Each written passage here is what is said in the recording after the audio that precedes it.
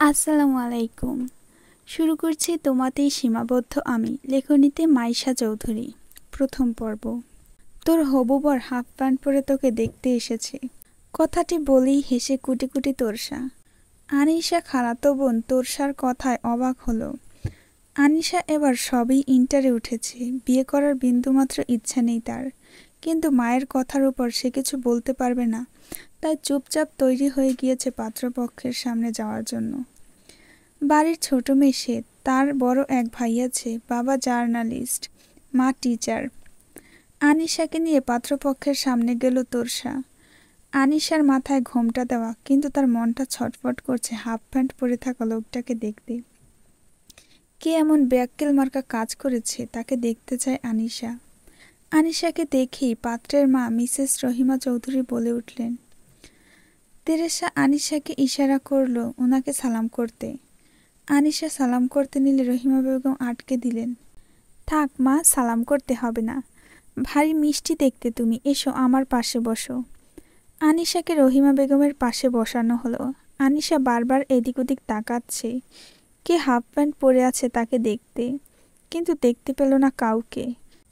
কিন্তু সামনের সোফার দিকে খেয়াল করতেই দেখল একজন প্লাজোর সাথে পাঞ্জাবি পরে বসে আছে। আনিশার প্রচুর হাসি পেলেও সেটা কন্ট্রোল করার চেষ্টা করছে।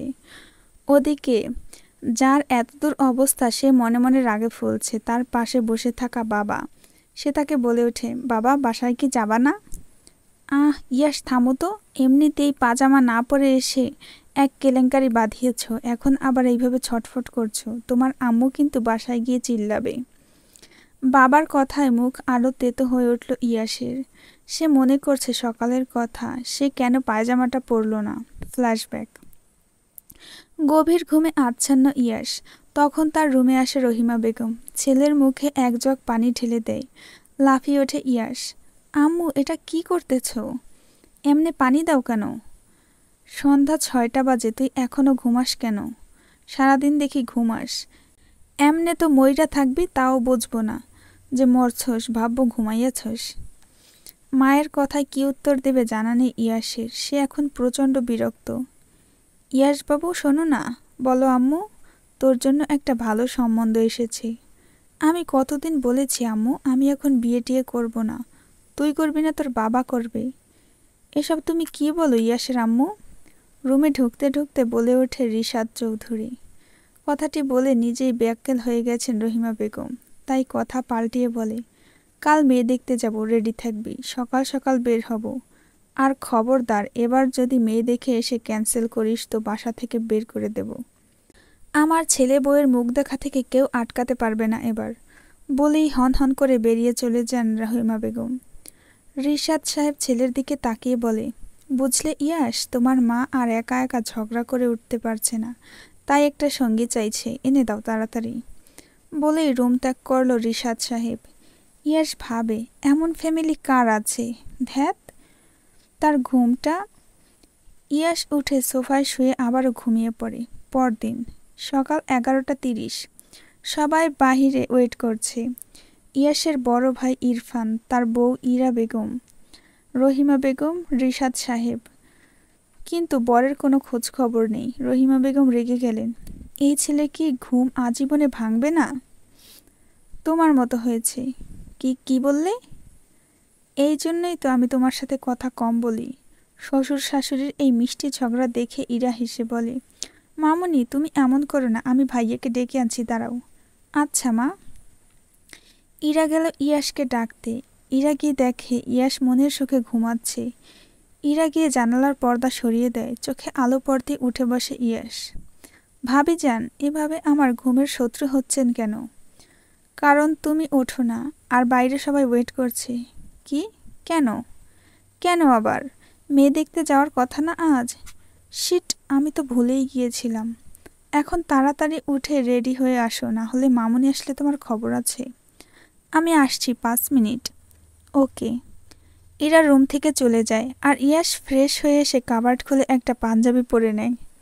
তারপর চুল সেট করে হাতে ওয়াচ পরতে পরতে বাহিরে বেরিয়ে আসে। ইয়াস দেখে সবাই গাড়িতেই বসে আছে, ও গিয়ে বসে পড়ে, তারপর চলে আসে। কিন্তু কারোরই খেয়াল নেই যে ইয়াস প্যান্ট পরে নাই। রাতে হাফ প্যান্ট আর গেঞ্জি পরে ঘুমিয়েছিল, কিন্তু উঠে পাঞ্জাবি পরলেও পায়জামাটা আর পরেনি। আনিশাদের বাসায় গিয়ে গাড়ি থামতে সকলে গাড়ি থেকে নেমে পড়ে। ইয়াস ফোনের দিকে তাকিয়ে গাড়ি থেকে নামে। তারপর সামনের দিকে তাকিয়ে দেখে সকলে অবাক চোখে ওর দিকে তাকিয়ে আছে, আর রহিমা বেগম রেগে তাকিয়ে আছে। মেয়ের বাড়ির সকলে মুখ টিপে হাসছে। কথায় কথায় ইয়াসের কানে একটা কথা এলো, আর তা হলো হবুবার হাফ প্যান্ট পরে পাত্রী দেখতে এসেছে। কথাটা কানে যেতেই ইয়াস নিচের দিকে তাকিয়ে দেখে সে তো সত্যি পাজামা পরতে ভুলে গিয়েছে। এমন ঘটনা বোধহয় আগে হয়নি। মেয়ে দেখতে এসেছে হবুবর হাফ প্যান্ট পরে। ইয়াস অসহায়ভাবে মায়ের দিকে তাকিয়ে আছে। রহিমা বেগম রেগে ভিতরে চলে যান। ইরফান যেতে নিলে ইয়াস হাত ধরে আটকে দেয়। ছাড় আমার হাত, তোর সাথে দাঁড়িয়ে থেকে বেইজ্জতি আমি হতে পারবো না। ভাইয়া হেল্প, আমি পারবো না। এখন এই হাফ প্যান্ট পরেই মেয়ে দেখ, গাধা একটা। ধ্যাত। সবাই ইয়াসকে রেখে ভেতরে গেল। তখন তোরসা বোনের হাজবেন্ড দেখতে অনেকটা এগিয়ে আসে ইয়াসের দিকে। আরে তুমি এভাবে মুড অফ করো না, এসো আমি তোমাকে হেল্প করছি। থ্যাংক ইউ ভাইয়া, একমাত্র আপনিই বুঝলেন আমার অবস্থাটা। অনেক রুমে এসে ইয়াসকে ওর একটা নিউ প্যান্ট পরতে দেয়। ইয়াস খুশি হয়ে পরে নেয়, বাট প্যান্টটা এতটা ঢিলে হয়ে যায় যে খুলে যেতে নেয় বারবার। আসলে অনেক একটু গোলুমুলু টাইপের। ইয়াসের অবস্থা এখন ছেড়ে দে মা, কেঁদে বাঁচি। আর কি করার, এই প্যান্ট পরে কোনো রকম সোফায় গিয়ে বসে পড়ে ইয়াস। বর্তমান ইরফান ওকে দেখে হেসে কুটি কুটি। আনিশার আম্মু সকলকে খাবার দিচ্ছে। সবাই একে অপরের সাথে কথা বলছে। তখন ইয়াসের বাবা বলে, আমাদের তো সব কথা বলা হলো, এবার যারা সারা জীবন একে অপরের সাথে থাকবে তাদের একে অপরের সাথে আলাদা কথা বলা উচিত। আনিশার বাবা বলে, তাই তো। আনিশা মা যাও, ইয়াস বাবাকে নিয়ে ছাদে যাও, কথা বলো দুজন। আনিশার নাক পিটপিট করছে অনেকক্ষণ ধরেই, ভাবছিল কখন এখান থেকে উঠবে। তার মধ্যে এই কথা শুনে মেজাজ খারাপ হয়ে গেল ওর। তারপর হাসি মুখে উঠে দাঁড়ালো। আর ইয়াস প্যান্ট নিয়ে বহু কষ্টে ছাদে উঠল। বেশ অনেকক্ষণ ধরে দুজন নিশ্চুপ। ইয়াস ভাবছে কিছু বলবে, তখনই তোরসা সহ কয়েকজন কাজিন জুস নিয়ে এলো। আনিশা এই সুযোগে সাইডে গিয়ে নাক মুছে নিল। ওর কাছে টিস্যু থাকে সব সময়, কিন্তু কথা হলো টিস্যুটা ফেলবে কোথায়? নিচে বিল্ডিং নির্মাণের কাজ চলছে, আর ছাদের মধ্যে ফেললে যদি ইয়াসের চোখে পড়ে যায় একটা লজ্জাজনক ঘটনা হবে। তাই আনিশা ঠিক করলো চোখ বন্ধ করে সামনের দিকে ছুটবে। করলো তাই। তারপর চোখ খুলেই দেখলো ইয়াস ওর দিকে আসছে, আর ওর মাথায় টিস্যুটা। ইয়াস বুঝেছে কিছু একটা ওর মাথায় পড়েছে। কি সেটা দেখার জন্য মাথায় হাত দিয়ে দেখলো টিস্যু। ইয়াস অদ্ভুত চোখে আনিশার দিকে তাকালো। আনিশা মেকি এক হাসি দিয়ে ওখান থেকে অন্য পাশে সরে গেল। কাজিনরা চলে গিয়েছে জুসের ট্রে রেখেই। আনিশার আম্মু ছাদে আচার রোদ দেওয়ার জন্য একটা টেবিল রেখেছে, তার উপর জুসের ট্রে রেখেছে তোরসা। আনিশা জুসের গ্লাস জোড়া এক হাতে নিয়ে একটি গ্লাস খেতে লাগলো। তখনই আনিশার পাশে এসে দাঁড়ায় ইয়াস। ইতস্তত বোধ করছে ও। আনিশা বুঝেছে ইয়াস এসে দাঁড়িয়েছে ওর পাশে, কিন্তু লজ্জায় তাকাতে পারছে না। ইয়াস বলল, হ্যালো, ওয়াশরুম কোথায়? আমি নিয়ে যাচ্ছি, আসুন। আনিশা গ্লাসটা ট্রেতে রেখে ইয়াসের দিকে তাকালো। বেশ হাসি পাচ্ছে ওর, তবুও চেপে রেখে ইয়াসকে ওয়াশরুম দেখিয়ে দিল। আর ইয়াস অদ্ভুতভাবে তাকিয়ে আছে আনিশার দিকে। মেয়ে দেখতে এসে এমন পরিস্থিতিতে পড়তে হবে জানলে ইয়াস আসতো না। কালই শ্যাম্পু করেছিল সে, এখন মন চাচ্ছে আবারও গোসল করতে। এমনিতেই ইয়াস অলস, ঘুম তার ভীষণ প্রিয়। শ্যাম্পু করার ভয়ে শীতকালে একদিন পরপর গোসল করবে বলে এবার ঠিক করেছে। ইয়াস কোনোরকম পাজামাটা ভালো করে বেঁধে চুল পরিষ্কার করে নিল। তারপর বের হয়ে দেখে আনিশা দাঁড়িয়ে আছে। ইয়াস আনিশা দুজন একসাথে নিচে গেল যেখানে সবাই আছে। ওদের দেখতেই একটা 5 বছরের ছেলে আনিশার প্রতিবেশী, সে বলে ওঠে, এমা দেখো, ছেলে হয়ে মেয়েদের প্লাজো পরেছে। ছেলেটির পাশেই ছিল তার মা। এই কথা শুনতেই ছেলের মুখ হাত দিয়ে চেপে ধরল। আনিশা এবার হাসি আটকাতে পারল না, হেসেই দিল। হাসির মাঝে ইয়াসের দিকে তাকিয়ে হাসি বন্ধ করে সবার সামনে গিয়ে দাঁড়ালো দুজন। ইরফান ইয়াসের কানে প্রশ্ন করল, কেমন লাগলো হবু বউকে মেরা ভাই? ইয়াশ অসহায় একটা লোক দিল। কি বলবে ও? আলাদা কথা বলতে গিয়ে কথা তো বলাই হয়নি, উল্টে নাক মোছার টিস্যু ওর মাথায় পড়েছে। ছি ছি, কি লজ্জাজনক কথা। কথা বলে সবাই আপাতত ঠিক করলো 10 দিন পর ওদের এঙ্গেজমেন্ট এবং তার 20 দিন পরে বিয়ে। তারপর আরও কিছুক্ষণ কথা বলে ইয়াশরা চলে গেল।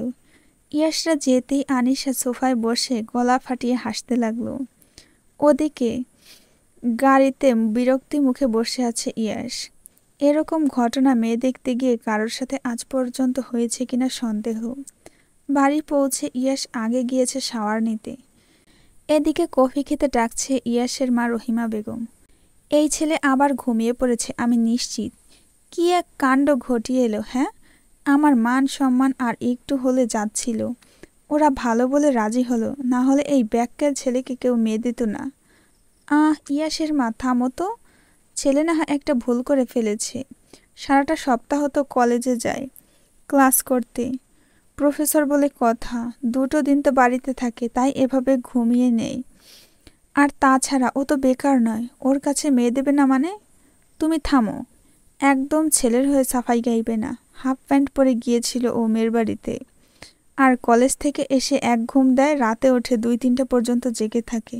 এমন ছেলে কোথায় আছে, তাও এত বড় ছেলে? টিনেজাররাও তো এমন করে না। বিয়ের আগে এমন একটু করছে, বিয়ের পর ঠিক হয়ে যাবে, চিন্তা করো না। আর কফিটা দাও, আমি দিয়ে আসছি। ধরো, ভালো লাগে না আর। বলেই কফি রিশাদ সাহেবের হাতে ধরিয়ে দিলেন রহিমা বেগম। ইয়াশ মাথা মুছতে মুছতে বের হলো, তখনই রিশাদ সাহেব এসে রুমে দাঁড়ালেন। রুমে এসে ছেলেকে বললেন, দরজাটা লাগাও, কিছু কথা বলি, না হলে তোমার মা শুনলে আবার ক্ষেপে যাবে। ইয়াশ বাবার কথায় দরজা লাগিয়ে দিতে দিতে বলল, তোমরা যে এত বড় হয়েছ, কয়দিন পর দাদু দিদা হবা, এখনও এইভাবে ঝগড়া করো কেন? আমি না, তোমার মা করে। ওই মহিলার আমার সাথে শত্রুতা আছে কোনো জন্মের, তারই প্রতিশোধ নিচ্ছে। আম্মু একটু এমন রকচটা হলেও মনের দিক থেকে তো ভালো বাবা। তা তো ভালোই, বিয়ের পর প্রথম প্রথম ভালোই ছিল। আমার মনে হয় আমার বউ বদলে গেছে বাবা। আচ্ছা, বাদ দিচ্ছি। যেটা বলছিলাম, মেয়ে কেমন দেখলি? ইয়াশের কপালে ঘাম জমতে শুরু করলো রিশাদ সাহেবের কথায়। নিজেকে সামলে নিয়ে বলল, ভালো, তবে ওকে বিয়ে করতে পারবো না বাবা। কেন? মেয়ের কি কোনো সমস্যা আছে? না বাবা, তা নয়। আসলে মেয়ে আমার থেকে অনেক ছোট। খুব বেশি ছোট না। তুমি এবার কলেজে জয়েন করেছো পড়াশোনা শেষ করে, আর ওই ইন্টারে পড়ে। আর মেয়ের আমাদের পছন্দ। তেমন হলে 2 বছর অপেক্ষা করব। কি দরকার, বাদ দাও না। আমি বাদ দিলেও তোমার মা দিবে না। তুমি বলবা তোমার মেয়ে পছন্দ না। তোমার পছন্দতে আম্মুর একটু বিশ্বাস নেই। এমনি বাবাকে ইনডাইরেক্টলি অপমান করতে পারলে ইয়াশ? কই অপমান করলাম? আমি শুধু বললাম তুমি এটা বলবা। তোরা আমার ছেলে হয়েও মায়ের পক্ষে কথা বলিস। বাবা, কিসের মধ্যে কি বলো? ঠিকই বলি। আমি তোর বিয়েটা পিছিয়ে দেব, কিন্তু এতে আমার লাভ কি? কি চাও তুমি? ড্রেসিং টেবিলের সামনে চুল সেট করতে করতে প্রশ্ন করে ইয়াশ। আজ রাতে তোর মা ঘুমোলে তুই আমাকে একটা বিয়ারের বোতল এনে দিবি, অনেকদিন খাই না। বাবার কথায় চোখ চরক গাছ ইয়াশের। বাবা, তোমার না এইসব খাওয়া নিষেধ? মাঝে মধ্যে খেলে কিছু হয় না, তুই পারবি কি না বল। ঠিক আছে, তবে জাস্ট 1 গ্লাস, এর বেশি নয়। ওকে। রিশাদ সাহেব খুশি মনে ইয়াশের রুম ত্যাগ করলেন। ইয়াশ বেড সাইডে বসে ভাবছে, কার বাবা এমন আজব হয়, ছেলেকে কিনা শর্ত দেয়। আসলে তার বাবা এখনো ছেলে মানুষে রয়ে গিয়েছে। ইয়াশ মনে মনে বলে, আই লাভ ইউ আম্মু আব্বু, মাই আইডল। রাত 10টা 30। খাবার টেবিলে সবাই উপস্থিত। খাওয়া শুরু করতেই রহিমা বেগম সকলের উদ্দেশ্যে বলে উঠলেন, সবার মতামত কি? মেয়ে কেমন লাগলো? আমার কিন্তু বেশ ভালো লেগেছে। শাশুড়ির কথায় ইরা বলে, আমারও ভালো লেগেছে মামুনি। ইরার নামটা এইখানে মোহনা দেয়া হয়েছে আবার। আমার আর মোহনার যখন ভালোই লেগেছে তখন আর কোনো কথাই নেই। মায়ের কথায় ইরফান বলে, আম্মু, তুমি যে জানতে চাইছো, যদি বলি আমার ভালো লাগেনি তাহলে কি বিয়ে ক্যান্সেল করবা? তুই বলার কে রে? তুই, তোর বাবা, তোর ভাই, 3টাই গরু। তোরা ভালো মন্দ কিছু বুঝিস না। ইয়াসের মা, সব কথায় আমাকে না টানলে তোমার হয় না? আমি টানিনি, কথায় আসলো তাই। রিশাদ সাহেব ছোট ছেলের কানের কাছে গিয়ে বলে, দেখলি তোর মা একটুও সম্মান দেয় না আমায়, থাকছি না এই বাসায়। ইরফান তোর বাবাকে বল, আমি ছাড়া তাকে সহ্য করার মতো কেউ নেই। তুমি এটাও শুনেছ? কান আছে আমার, শুনবই তো। বাবা মার ঝগড়া থামাতে ইয়াস বলে, আম্মু বাবা তোমাকে কিছু বলতে চাই। বলো। আমি বলছি কি ইয়াসের আম্মু, বিয়েটা কিছুদিন পর করাও, কারণ মেয়েটা এখনো ছোট, এইচএসসিটা দিক, তারপর না হয় বিয়ে দেব, এখন এঙ্গেজমেন্টটা করিয়ে রাখি। না, বিয়ের পরে তো পড়াশোনা করতে পারে, এখন বিয়ে হলে সমস্যা কি? আহা, বোঝো না কেন? বুঝি, এসব রাখো আর খাও। তুমি বোঝার চেষ্টা করো। ওকে সেকেন্ড ইয়ারে উঠুক মেয়েটা, তারপরে বিয়ে দিও। ঠিক আছে। ইয়াস স্বস্তির একটা নিঃশ্বাস নিল। তারপর সবাই খাওয়া শেষে করে যার যার রুমে শুতে গেল। রাত 12:10। ইয়াস রুমের দরজা দিয়ে মাথা বের করে উকি দিল। না, কেউ নেই। ইয়াস গুটি গুটি পায়ে ড্রয়িং রুমে এলো। এসে দেখে রিশাদ সাহেব বসে বসে ঘুমিয়ে পড়েছে। ইয়াস হাসে। সে তার বাবাকে ভালো করে শুইয়ে দিয়ে রুম থেকে কম্বল এনে গায়ে জড়িয়ে দেয়। বাবা, তুমি এখনো আগের মতোই কিউট আছো। লাভ ইউ বাবা। হয়তো সামনাসামনি কোনোদিন বলতে পারবো না। পৃথিবীতে একমাত্র বাবা তুমি আছো বলেই আমি নিজের সব চাওয়া পাওয়ার পূরণ করতে পারছি। লাভ ইউ বাবা। কথাগুলো বলে পেছন ঘুরতে দেখে ইরফান দাঁড়িয়ে আছে। ভাইয়া, তুমি কখন এলে? একটু আগে। তোমার মন খারাপ কেন ভাইয়া? এমনি, যা ঘুমোতে যা। তোর হাতে ওটা কি?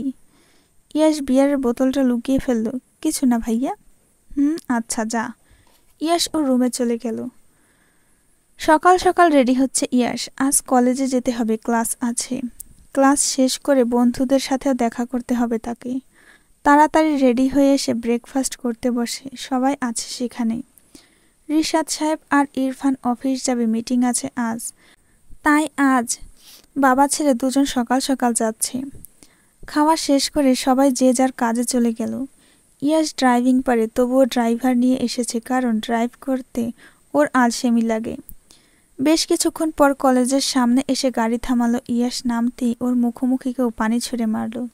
ইয়াস সামনে তাকিয়ে দেখে আনিশা। ওকে দেখেই মনে মনে বলে উঠল, এই মেয়েটাকে দেখার পর থেকেই কুফা লেগেছে আমার, এখন আবার কই থেকে আসলো? আনিশা ওর ফ্রেন্ডদের সাথে গল্প করছিল, তখন রাইসা পানি খাচ্ছিল আর আনিশা পানির বোতলটা ওর হাত থেকে টান দিয়ে নিয়ে নেয়।